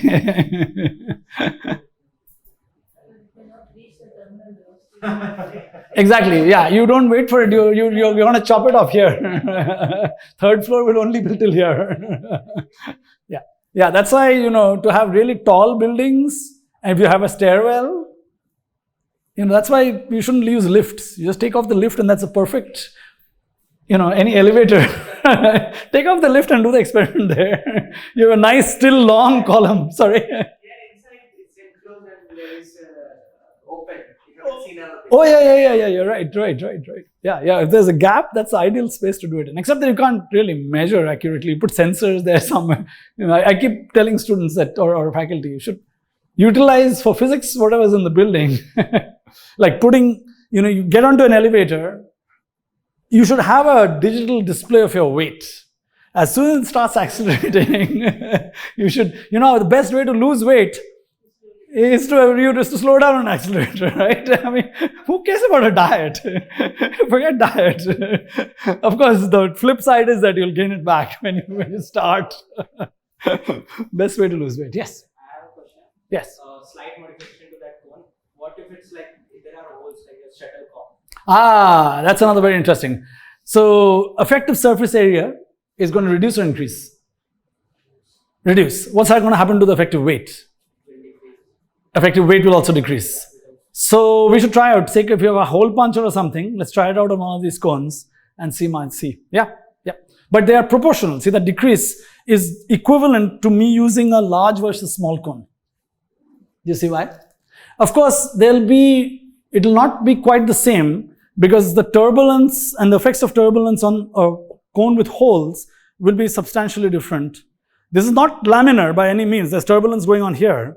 But with holes, there will be a lot more turbulence. And it will also affect stability to a great extent. So that way But in an ideal world, of course, which you can't, because if you don't have air, and air is very much non-ideal, then you'll have if you don't consider turbulence, then only the surface area. If you take out make holes here, then you're effectively reducing the cone to this size because it's scale independent, right? Yeah. But wonderful question. Yeah. If we have the holes compared to the mean free path of the gas. That's another good question. Yes, you're right, because the mean free path of the gas is deciding average collision times with the surface. Yeah. I wonder if anybody's done an analysis even for the cases where you have laminar flow around a cylinder or sphere. Where at the moment you create any kind of hole, then you have to do it numerically. There's no way you can solve it analytically. So I guess parachutes are also designed on single line of motion. yeah, exactly. So parachute design is very interesting. It's very much experimental, right? They do wind tunnel simulations of all things. Build a vertical wind tunnel. Actually, that's a really good student project I did with some of my senior students. Is to build a vertical wind tunnel with computer fans array. And it makes a very nice laminar flow. And you can test all these cones. You drop it and it'll hover. And you tune it with a PWM controller on a motor to control the fan speed. And, within an order of magnitude difference you get. If you depending on, you can even design the controller if they're really into electronics to have. But these are, DC motors. So it's not the cheap. I mean, it's cheap if you do it with DC motors. If you want a large range of values, you have to use some other more sophisticated methods. So the loading of with multiple conical stuff inside one Yes. is completely equivalent to putting a shock. Right? Exactly. Just simply adding the weight. Just simply adding, correct. You're just adding weight in a more controlled fashion. Yeah. Basically making the cone with some different material. Correct. That's another thing to investigate, which I haven't yet done so far. So if you want to do it with your students or yourself, try it with tissue paper. Not tissue paper is too fragile, but with tracing paper versus printer paper versus chart paper. So that's a natural way. Again, controlling the density in discrete increments is harder. But if you have a good way to measure, you can easily, you just use a estimate. More and more sellotape. Yeah. Sellotape you can. Again, see the sellotape, you have to be careful because when I was constructing the cones, so this cone construction, I cut width. When I make a smaller cone, half the width, I have to scale the sellotape accordingly if I want to get accurate results, okay? So you have to be careful when you do that. So Arnav, in your office, if you noticed, I cut this not only half this way, but also half this way when I put it here. Yeah. So those are small things, but if you're looking for accuracy, they do make a difference. And of course, sellotape aerial density is much lower than paper. So when you put it on one side, it doesn't cause too much instability. If it's thick tape, then it'll wobble because you're weighing down one side more. So another place where this kind of terminal velocity plays out is if you take a copper cylindrical structure, right, and put a sort of pellet magnetic. Yes, yeah. That's another very rich problem. Very nice. Eddy currents for fronts. Yeah, it's a really good demo. But I can share a paper with you where I don't remember who. A paper was published about using sort of dimensional analysis techniques to determine the terminal velocity given the dimensions of the magnet, and assuming 100% pure copper. For a physics problem, it's an excellent advanced problem to find out, given the thickness of copper. I think it's a JP paper. I don't remember. I think it might have been IOP paper too. I think so, but I can dig it up for you. But I remember looking at it a long while. But yeah, you can approach it, and then again. So if you're thinking of that, you can actually. I've tried this with a solenoid. You drop a neodymium magnet through a solenoid. You break of course, these two are connected, right? You drop a neodymium magnet through this. You make a break in the solenoid and attach an LED. And as the magnet falls through, the LED lights up to show again that there is a current, there's an eddy current in that coil, which opposes, of course, unless this coil is very, like in a you can't do it in so let's see, let me put it this way. There should be a solenoid that that students have wound. If you buy a commercial solenoid and try to do this, this magnetic braking or the braking effect will be very minimal, but the LED will definitely light up. there's enough EMF generated across the coil to light up the LED. Yeah. Okay, thank you.